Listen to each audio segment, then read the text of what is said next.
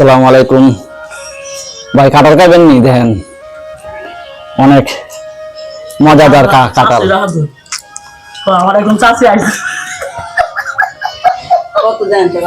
ফলে রাজা কাঁঠাল খাইতে পেলাম, অনেক মিষ্টি, অনেক ফাইন।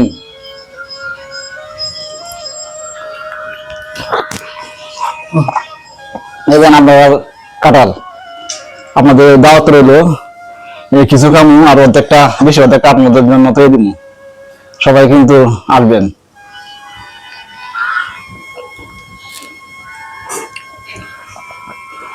এই প্রথম আমি অত মিষ্টি কাঁঠাল পাইলাম, এরকম কাঁঠাল পাই না। বাজারে যাই,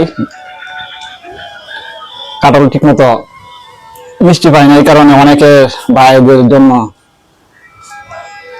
দরকার লাগে, এখানে মিষ্টিও না।